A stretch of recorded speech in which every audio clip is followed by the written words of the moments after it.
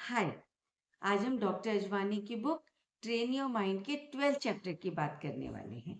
इसको मैं पहले इंग्लिश में एज इट इज पढ़ूंगी और उसके बाद फिर हिंदी में ट्रांसलेट करूंगी। तो चलिए शुरू करते हैं। चैप्टर का नाम है storms never last for ever, never lose hope. I don't think that anyone has not struggled with critically adverse situation in one's life.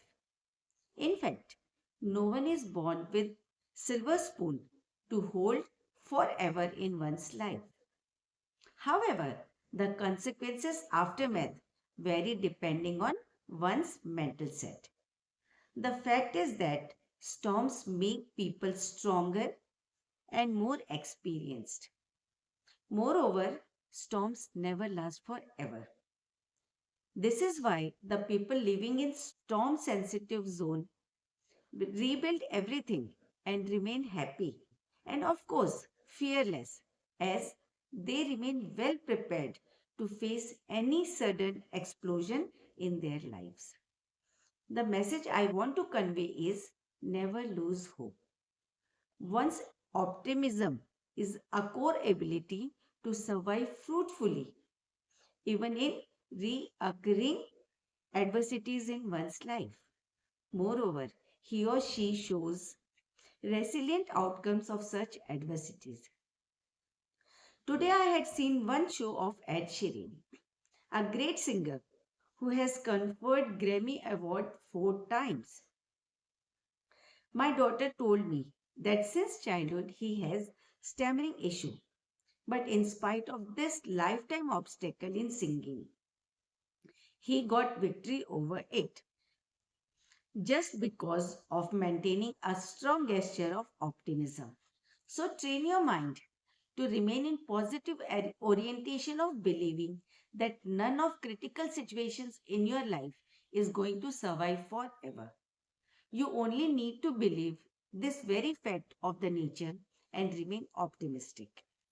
Enjoy days always ahead in true love for being optimistic. तो चलिए अब हम हिंदी में करते हैं। Chapter का नाम है आंधियां हमेशा के लिए नहीं रहती, उम्मीदें कभी भी मत छोड़ो। डॉक्टर अजवानी बोलते हैं, मुझे नहीं लगता कि कोई भी ऐसा इंसान है जिसने अपनी जिंदगी में कभी गंभीर या कठिन परिस्थितियों का सामना न किया हो। असल में कोई भी इंसान जिंदगी में हमेशा के लिए चांदी की चम्मच लेकर पैदा नहीं होता। हाँ, इन परिस्थितियों के जो बाद के परिणाम इस बात पर निर्भर करते हैं कि इंसान की मानसिक स्थिति या माइंडसेट कैसा है।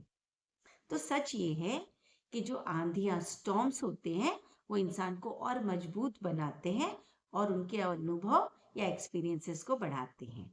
और सबसे जरूरी बात कि आंधियां हमेशा के लिए नहीं रहती। इसलिए जो लोग तूफानी इलाकों में रहते हैं वे हर बार सब कुछ दोबारा खड़ा करते हैं, खुश रहते हैं और निडर भी रहते हैं, क्योंकि वो अचानक आने वाली किसी भी चुनौती का सामना करने के लिए मानसिक रूप से तैयार होते हैं। इस अध्याय का मुख्य संदेश है कि उम्मीदें कभी भी मत छोड़ो।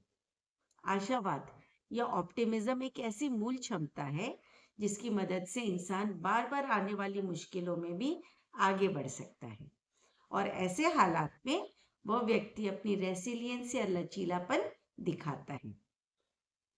डॉक्टर अजवानी ने एड शीरन का एक शो देखा जो कि एक महान गायक है और जिनको 4 बार ग्रैमी अवार्ड मिला है।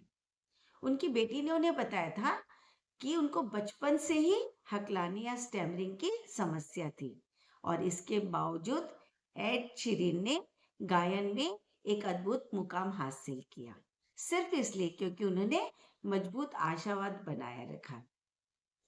तो इसका निष्कर्ष ये है कि अपने मन को इस विश्वास के साथ ट्रेन करो कि तुम्हारी जिंदगी में कोई भी गंभीर स्थिति हमेशा के लिए नहीं रहने वाली है। तुमको बस प्रकृति के इस सच पर भरोसा रखना है और आशावादी बने रहना है। जो लोग सच्चे दिल से आशावाद या ऑप्टिमिज्म को अपनाते हैं उनके जीवन में अच्छे दिन हमेशा आते रहते हैं। फिर मिलते हैं।